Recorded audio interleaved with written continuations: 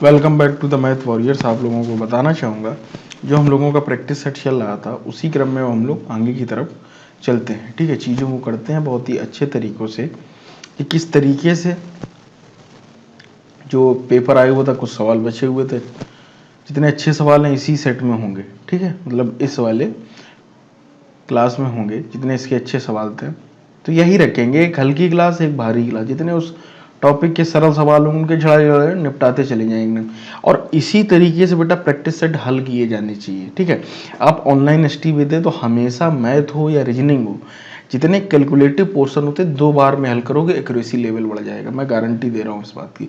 अगर आप एक ही बार में उलझ गए तो एक तो समय का आप खराबी करेंगे। ठीक है, आपका समय खराब होगा, माइंड भी डिप्रेशन में जा सकता है कि अगर कोई हैवी सवाल फंस गया और आप दिल पे ले गए, ठीक है, और उसको कैलकुलेट करने लगे और कैलकुलेट करते करते आंसर भी नहीं आया तो कहीं ना कहीं देखिएगा शुरुआत में जब एग्जाम होता है पहले घंटे आपको एक बूस्टअप रहना चाहिए कि मुझे सारा पेपर आ रहा है। ठीक है, सरल सरल सरल निपटाते चले गए तो ये आता है कि हाँ इतने नंबर तो भाई, अगर कोई भी एग्जाम है 100 नंबर का मान लेता हूँ और आप उसको कर रहे हैं, ठीक है, तो पहले सेक्शन में अगर आप 60 क्वेश्चन भी कर गए पहली नजर में तो आपकी एक्यूरेसी लेवल बढ़ जाएगी। भाई 60 ये सही वाले हैं, इन 60 में से मैं गारंटी दे रहा हूं कि कम से कम 57-58 सही हो। ठीक है, दोबारा फिर आप करेंगे तो 40 करिएगा, 40 पूरे अटेम्प्ट करिएगा, उसमें भी मैं गारंटी दे रहा हूं अच्छी तैयारी तो 20 से 22 क्वेश्चन तब भी आप कर लेंगे। इस तरीके से 80 क्वेश्चन अटेम्प्ट कराए विद एक्यूरेसी। ठीक है, और अगर आपने एक ही बार में किया तो मैं गारंटी दे रहा हूं यही एक्यूरेसी करके 68-70 पे आ जाएगी। ठीक है, तो ये चीजें रहती है तो उन चीजों को आप समझें। ठीक है, तो चलिए शुरू करते हैं बिना किसी टाइम पास के। अगर आप लोगों ने चैनल को सब्सक्राइब नहीं किया तो दोस्तों जरूर कर लें। तो जो सवाल थे आपको पता होने चाहिए, सारे मैंने करा दिए हैं। तो ये जो डीआई बची था इसको समझते हैं। इसका एक सवाल गलत भी आया हुआ था, उसको बाद में बात करेंगे। समझते हैं इस सवाल को।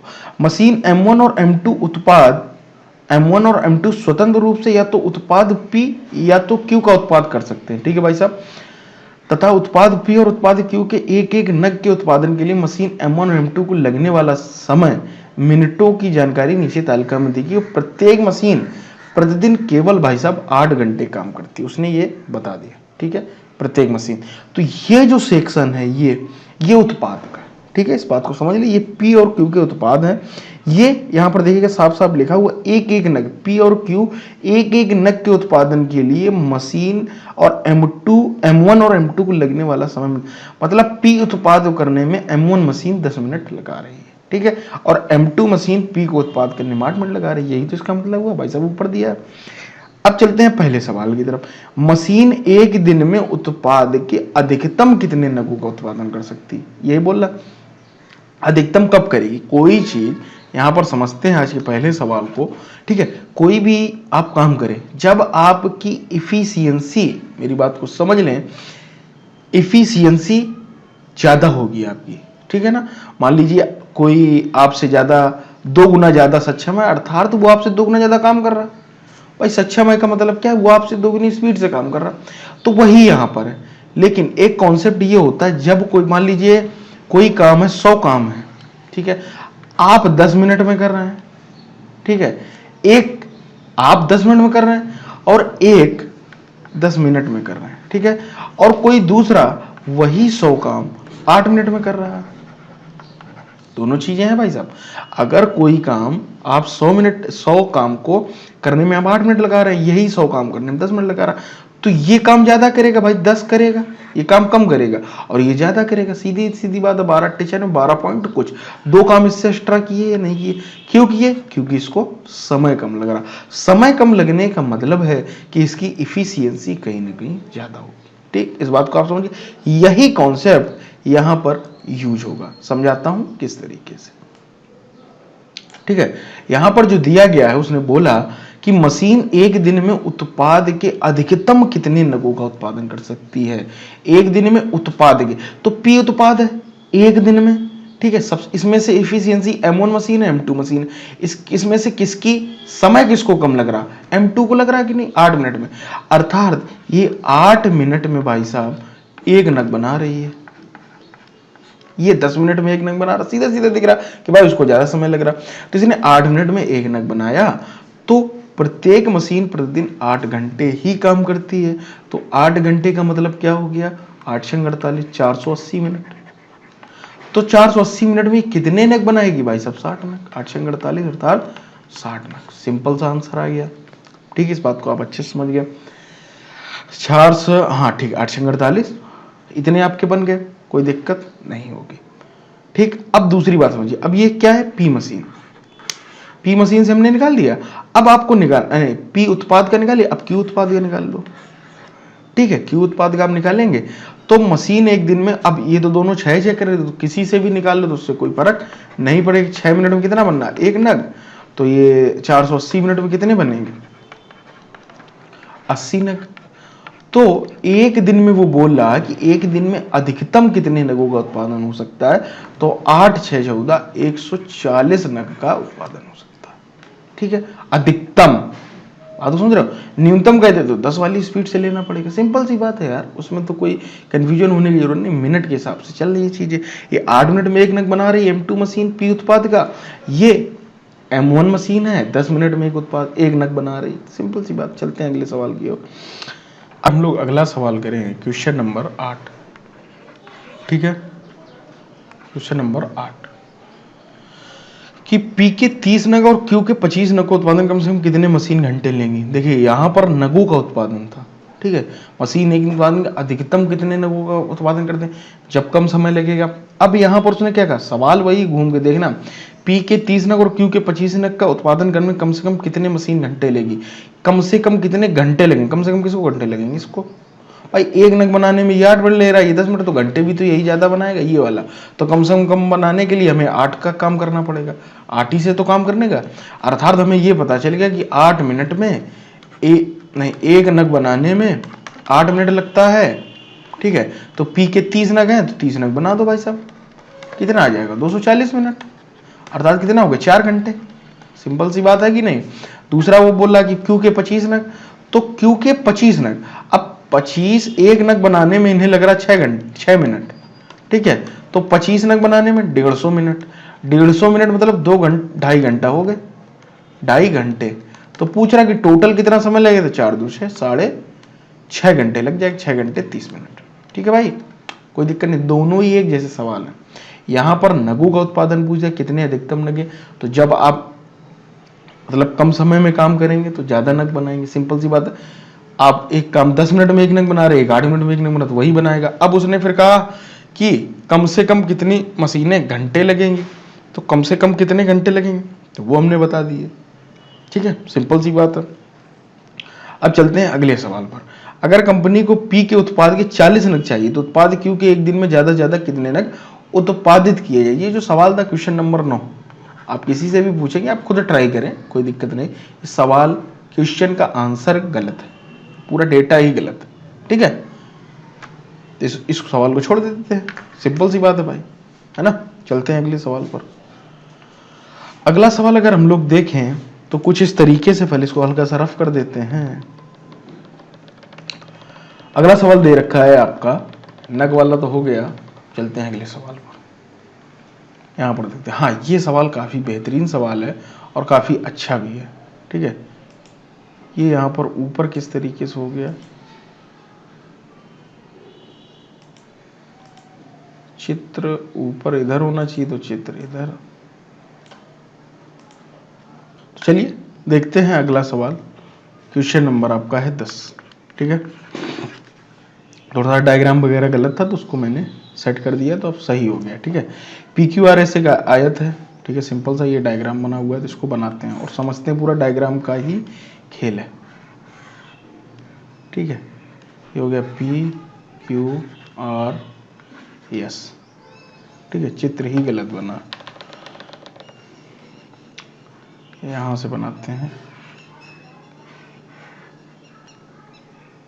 S R. आज की क्लास थोड़ी हैवी होगी, उससे आप डरे नहीं, आराम से चीज़ों को समझे। अब ज़्यादा हो वीडियो पॉज कर दें, स्पीड कर लें भाई, ज़्यादा स्लो लग रहा हो, लेकिन चित्र तो यार बनाना पड़ेगा, है ना। तो ये आपका चित्र है, ये यम, ये यहाँ से यहाँ तक गया। रुक जाइएगा, इसको कट करता हूँ। ये कहाँ से? यहाँ से। ठीक है, ये हो गया एम, इसको मान लेते हैं ओ। ठीक है, सिंपल सी बात है।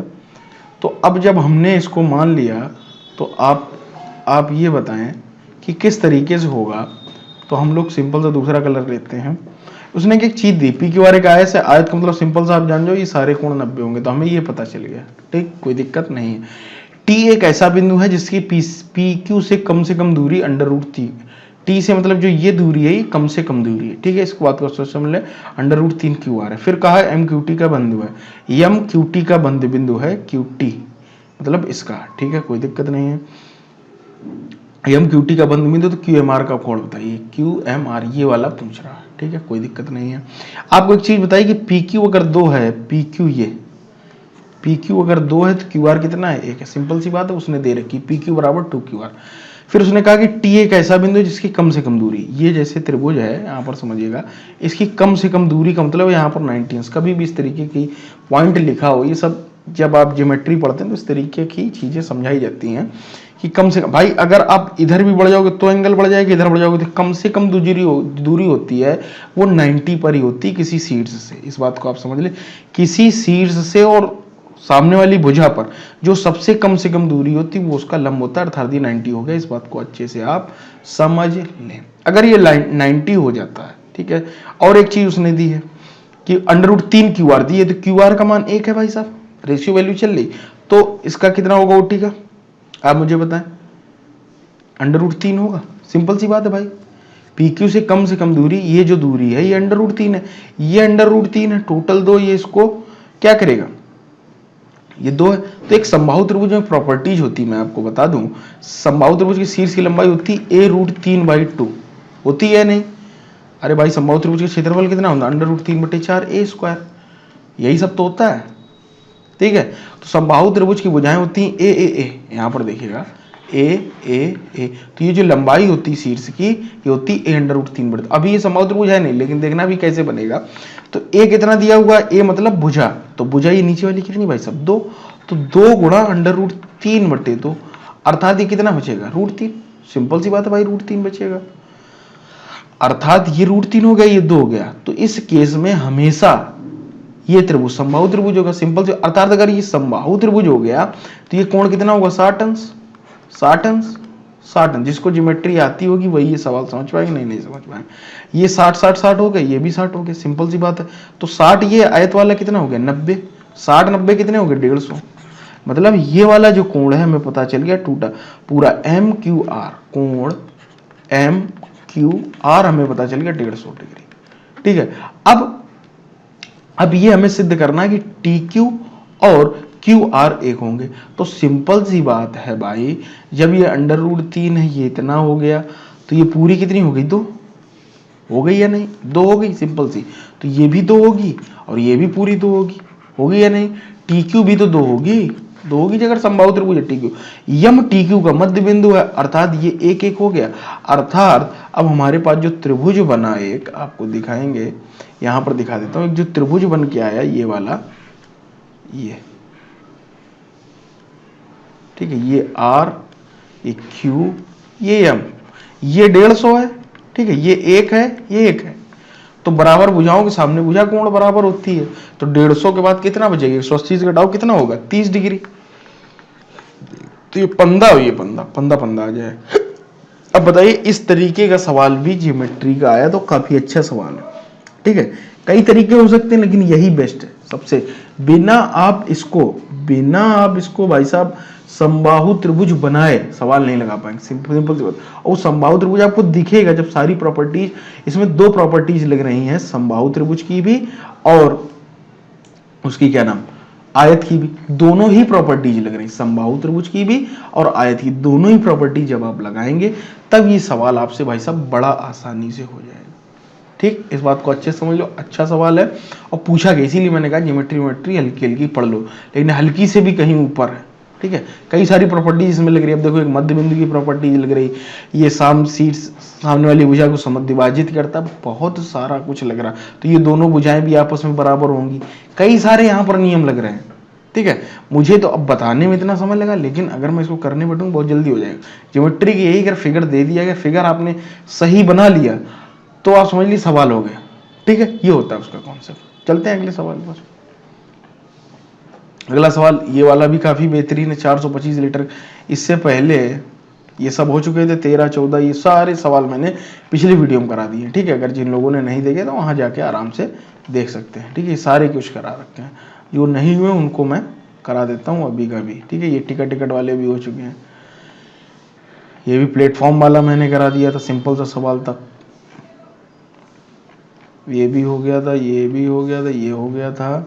हाँ, ये करते हैं, 33 नंबर क्वेश्चन करते हैं, ठीक है। रेगिना एक सफर का एक भाग 15 किलोमीटर प्रति घंटे की रफ्तार से और बाकी दूरी 50 किलोमीटर रफ्तार से इस तरह से 5 घंटे में 120 दूरी तय कर ली, वो कितने घंटे में 15 किलोमीटर रफ्तार से गाड़ी चला रही। सिंपल सा सवाल है, कुछ नहीं। देखिए, टाइम एंड स्पीड अगर आप एक्स से चलेंगे तो कुछ कंफ्यूजन नहीं होगी कभी। अगर आप स्मार्ट अप्रोच में जाएंगे तो कभी कभी आप फंस जाएंगे, खुद कंफ्यूज हो जाएंगे, ठीक है। इसलिए मैं हमेशा इसमें आराम से एक्स से जाओ, ज़्यादा सही रहेगा। अब एक सफर का एक भाग है, टोटल डिस्टेंस कितनी है 120, ठीक है। तो हम अगर एक यक्स मान लें, एक 120 माइनस एक्स अपने आप हो जाएगा। भाई टोटल सफर की दूरी 120 है, तो एक यक्स तो 120 माइनस एक्स, ये हमने डिस्टेंस मान ली। कि माना कि 15 किलोमीटर प्रति घंटे की रफ्तार से चल रहा है ये, ठीक है। ये चल रहा 50 किलोमीटर की रफ्तार से तय कर दी। इस तरीके से वह 5 घंटे में 20 किलोमीटर की दूरी तय कर लेती है। ऐसा क्यों कर रहे हैं? ये देखिए दूरी है, ये दूरी है भाई साहब। ये क्या है, ये बताइए क्या है, बताइए, इतना क्या समझ रहा है? दूरी है तो ये चाल है, दूरी बट्टे चाल बराबर समय की। तो समय कितना लग रहा है? 5 घंटे। टोटल समय तो 5 ही घंटा लग रहा है ना 120 किलोमीटर, तो 5 घंटे में तो 5 घंटे टोटल है भाई। एक भाग हमने इससे तय किया, 120 माइनस एक्स बटे 50 तय करती, तथा इस तरह से वह 5 घंटे में तय, तो वह कितने घंटे में 15 किलोमीटर की रफ्तार से करे। बस सिंपल सा इस इक्वेशन को आप हल करेंगे और आपका आंसर आ जाएगा। हाँ, तो आप सिंपल सा इसको कर लें, एलसीएम लेके करते हैं, ठीक है। 15 और 50 का एलसीएम कितना होगा? 150, ऊपर नीचे गुणा करते हैं तो कितना हो जाएगा? 10x प्लस 150, अर्थात 5 3 15, ठीक है। तो 360 माइनस 3x बराबर 5 इंटू 150, यही तो हो जाएगा। सिंपल सा सवाल है। 10 माइनस 3 कितना हो गया? 7x बराबर 15 30 45, 450 माइनस 360, ठीक है। तो 7x बराबर कितना आ जाएगा? 4 5 90, x बराबर आ गया 90 बटे 7। सिंपल सा आ जाएगा या नहीं? x बराबर 90 बटे यदि 7 है, ठीक है, तो यहां पर देखिएगा सिंपल से x आ गया, तो बस अब x बटे 15 कर दो, टाइम निकल आएगा, उसमें क्या है भाई। x बटे 15 ही तो करना है, तो 90 बटे 7 गुणा 15, 90 बटे 7 गुणा 15, ठीक है, 390 आएगा, 750। अरे हाँ सॉरी, 15 पना 75, यहाँ पर देखिए 15 पना 75 है यार, कैलकुलेशन मिस्टेक कभी मत करना है ना। तो आपकी कितना होगा? 390 होगा, ठीक है। 390 बटे 7, तो बस इतने से आप गुणा कर दे, इसको कैलकुलेट कर लेंगे, 3.71 आ जाएगा। कैसे निकालोगे? इसको काट लो, 15 दूनी 30 और 15 छिका 26 बटे 7 आ जाएगा। तो 7 त्रिका 21, 3 के आसपास कोई नहीं, तो यही आंसर हो जाएगा। दशमलव में भी नहीं निकालना पड़ेगा, ठीक है। सिंपल सा सवाल है, इसमें कोई बहुत बड़ा नहीं है, ठीक है। एक्स से करेंगे आपको ज़्यादा आसानी रहेगी, मैं हमेशा बोलता हूँ, ठीक है। चलते हैं अगले सवाल पर। ये देखिएगा 39 नंबर सवाल। 39 नंबर बोल रहा है कि वैगई एक्सप्रेस की तुलना में 40 मिनट तेजी से क्योंकि स्टेशन चलती, पता लगाएं कि अगर वृंदावन एक्सप्रेस की अगर वृंदावन एक्सप्रेस की औसत रफ्तार 80 और वैगई एक्सप्रेस की 30 किलोमीटर प्रति घंटा। एक्स लगा दो तुरंत, मिनट दिया है 40 मिनट दिया है ना, 40 मिनट तुलना में 40 मिनट तेजी से, तेजी का मतलब भाई डिफरेंस। भाई कोई आप जैसे चल रहे हैं, कोई है तो आपसे 40 मिनट कब तेज होगी? जब उसका डिफरेंस होगा, है ना, तभी तो तेज होगी, सिंपल सी बात है। तो बस इसमें सिंपल सा आप लगा दें कि पी और क्यू के स्टेशन के बीच की दूरी का पता लगा, हमने मान लिया एक्स है उसकी दूरी, मान लिया भाई पी के क्यू के बीच की दूरी। अगर वृंदावन एक्सप्रेस की दरबार 80 से चला दो, ठीक है, और अगर 30 किलोमीटर प्रति घंटे की चलाना तो 30 से चला दो, सिंपल सी बात है कि नहीं। लेकिन यहां पर जो निकल के आए, या बताओ दूरी बटे चाल, तो अगर हम दूरी किलोमीटर में है और ये चाल कितने किलोमीटर प्रति घंटे में, ठीक है, इससे भाग दे रहे हैं, तो यहां पर जो होगा वो घंटे में ही तो आएगा, सिंपल सी बात है। तो 40 मिनट है, 40 मिनट को घंटे में बनाने के लिए 60 से क्या करेंगे भाई साहब, भाग देंगे, ठीक है। सिंपल सी बात है, इस बात को आप अच्छे से समझ लें, ठीक है। लेकिन अभी देखिएगा एक चीज और समझिए, कुछ बच्चे इस तरीके से करोगे गलत हो जाएगा। क्यों गलत हो जाएगा बता दूं। उसने एक चीज कही, वैगई एक्सप्रेस की तुलना में, तो वैगई एक्सप्रेस कितने चलेगी 30 से, वृंदावन एक्सप्रेस 40 किलोमीटर 40 मिनट तेजी से पी और मतलब 40 मिनट तेजी से चलती है, पी और की दूरी तय करती है। तो वृंदावन एक्सप्रेस जो है तेजी से चल रही है, ठीक है। तो ये जो x/80 यहाँ पर लिखे हैं, आप यहाँ पर लिखे हैं x/30 माइनस x/80। और अब इसलिए दोनों तरीके से मैंने करके दिखा। इस तरीके से मत करना कभी कि जो सवाल दिए तुरंत आप चिपने लगा माइनस लगा दी, गड़बड़ हो जाएगा। भाई x/30 वह ही चल रही थी, x/80 से वृंदावन एक्सप्रेस चल रही थी, तब इसे समझ तेजी। तेजी का मतलब, या आप ऐसे नहीं समझ पा रहे हैं तो ऐसे समझ लीजिए, मैं आपको और अच्छे तरीके से समझा दूं। x/80 तो ये जो है 40 मिनट तेजी। भाई 40 मिनट ज्यादा तो 2/3 यहां कर दो, तभी तो 40 मिनट तेज हो जाएगी। भाई अभी इसका कुछ समय लग रहा होगा, इनको अभी बराबर लग रहा होगा, लेकिन इसको 2/3 ज्यादा, 40 मिनट तेजी से चल रही, तो बस ये हो गया। तो वही बात होगी, अब इसको आप हल करेंगे तो आंसर आ जाएगा, सिंपल सा, कुछ इसमें है ही नहीं। तो ये हो जाएगा 80x माइनस 30x बराबर 8 तिरका 24 इंटू 2/3 तिरठ, तो 1600 आ जाएगी। ये 50x बराबर 1600, तो x बराबर 5×15 5×10 32 किलोमीटर डिस्टेंस आ गया। आपको कहीं ऑप्शन में नहीं दिख रहा तो क्या पता टाइपिंग मिस्टेक हो, या सवाल भी इस सेट में काफी गड़बड़ आए थे ऑप्शन में। तो 32 ही किलोमीटर इसका आंसर होगा। तो उसको आप पीडीएफ के हिसाब से न चले, या ऐसा ही आया होगा तो ये प्रीवियस ईयर है, जैसे बुक में लिखा उसने वैसा ही टाइप किया है, ठीक है। तो यहाँ पर आंसर 32 किलोमीटर, आप किसी से भी लगवा के देख लें, बच्चों वाला सवाल है, ठीक है। उसके लिए इतना कुछ नहीं। चलिए अगले सवाल की तरफ। पूजा काम करने में चारू से 3 गुना, ये तो आप लोग कर ही लेते होंगे, इसमें तो कोई दिक्कत है नहीं। पूजा और कौन सा है भाई, चारू और बानो, PCB, पूजा चारू बानो। पूजा एक काम करने में चारू से 3 गुना ज्यादा संचय होती, 3 एक का हो गया, ठीक है, तथा बानो से 2 गुना, तो पूजा ही बानो से 2 गुना है, यही तो होगा, सिंपल सी बात है। तो ये निकल के आ गया, तो इसमें आप बराबर कर लो। यहाँ P की इफिशियंसी 3 है, यहाँ पर 2 है, इन्हीं को बराबर कर लेते, तो यहाँ पर 2 का गुणा कर देंगे, यहाँ पर 3 है, तो P, C और B का जो रेशियो निकल के आएगा 6 3 और ये 6 3 है, 6 2 और 3, 6 2 और 3 निकल कर आ जाएगा, सिंपल सी बात है। ये उनका जो है रेशियो वैल्यू निकला। आप किसी से भी आपका पूजा के काम को चारू से 3 गुना, चारू से 3 गुना है, दूत्यांश है, तथा बानु से 2 गुना, 3 दूनी 6 है, सक्षम कि नहीं। तीनों एक साथ काम करने में 2 घंटे का समय लगाते हैं, तीनों एक काम करने में 2 घंटे का समय लगाते हैं। तो ये जो PCB की ये निकली है 6 2 3, इसको आप समझ लें अच्छे से, PCB ये 6 ये 2 ये 3, ठीक है भाई, 6 2 3। तो अगर ये 6 2 3 ये है क्या, सक्षम है, अर्थात उनकी इफिशियंसी है, ठीक है, इफिशियंसी है कि नहीं। सक्षम का मतलब ज्यादा वक्त लेती टाइम है उनका, ठीक है। तो हम लोग अब एलसीएम लेंगे इनका। एलसीएम कितना आ जाएगा 6, तो 6 एकम 6, द्वितीय 6, 3 दूनी 6, ये निकल कर आ गया आपका, सिंपल से ये निकल के आ गया, ठीक है। तो ये कितना हो जाएगा आपका 6, तो तीनों एक साथ काम करने में कितना समय लगा रही, 2 घंटे, 6 की मिनट कितना लग जाएगा भाई, 12 घंटे, 12 घंटे लग जाएगा कि नहीं, सिंपल सी बात है भाई, 12 घंटे लग जाएगा। अब वो पूछ रहा कि बानो को कितना समय, बानो का हमें ये है, बानो यही तो है, तो 2 की पीछे से अर्थात 6 घंटे, सिंपल सा सवाल है, कोई दिक्कत कोई परेशानी नहीं। आप कुछ ना करें, सिंपल सा यहाँ से जो इफिशियंसी दी ये हमने निकाली, ये इससे 3 गुना 2 गुना ज्यादा वक्त लेती है, अर्थात टाइम का हमें पता चल गया, टाइम ज्यादा लगा रही, इफिशियंसी हमने निकाल ली भाई, टाइम से हमें पता चल गया। भाई आप कोई 2 टाइम लगा रहा, कोई 3 लगा रहा, वही काम करने, मान लेते x काम है, तो मान लेते 4 काम है, 6 मान लेते, 2 3 6, तो ये 3 करेगा, ये 2 करेगा, 6 से 2, तो ये सारी चीजें तो वही हमने निकाल ली। तो वो 2 घंटे का 2 घंटे में पूरा करती, तो हमने देखा कि 6 6 दूनी 12, तीनों मिलकर 12 घंटे में करेंगे। तो जब 12 घंटे में करें तो बानों को पूरा घंटे में कितना समय लगे, 6 घंटे। और भी कई तरीके हो सकते हैं, आप कर सकते हैं, ठीक है। चलते हैं अगली तरफ की ओर, कहीं कुछ कमी रही हो तो आप बता दीजिएगा, ऐसा कुछ नहीं है, ठीक है। अब अगर हम लोग अगले सवाल की तरफ चलें दोस्तों, तो अगला जो सवाल है मैं आपको बता दूं कहां पर,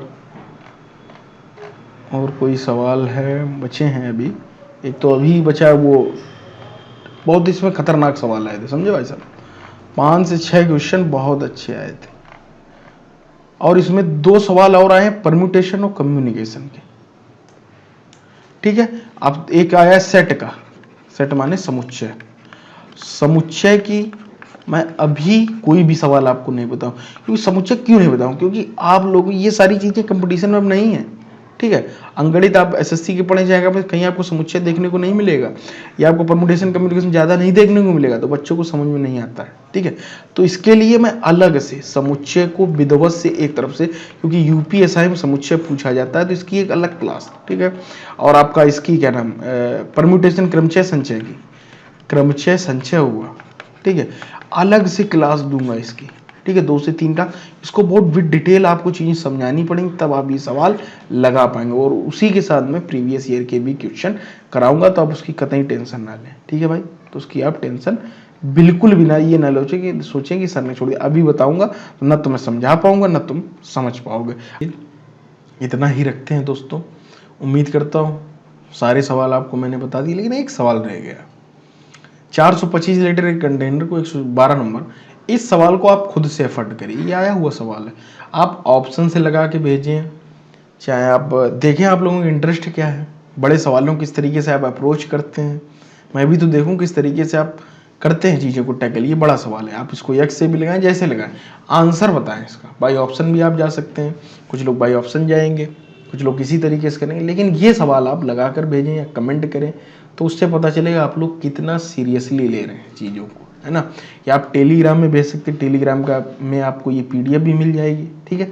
तो चलिए इसी उत्साह और उम्मीद से जुड़े रहे। मैं तो चैनल को सब्सक्राइब नहीं किया दोस्तों, जरूर कर लें। केवल एक ये सवाल और 2 सवाल, वो एक परम्यूटेशन कम्युनिकेशन और ये एक समुच्चय वाला, साफ साफ बोला। उसको जब पढ़ाऊंगा तो ये सारे सवाल कराऊंगा, आप उसकी टेंशन ना लें बिल्कुल। लेकिन ये आता है, इस बात को आप दिमाग में रखें, और जहां भी सवाल मिले उनको थोड़ा थोड़ा समझते जाएं, ठीक है।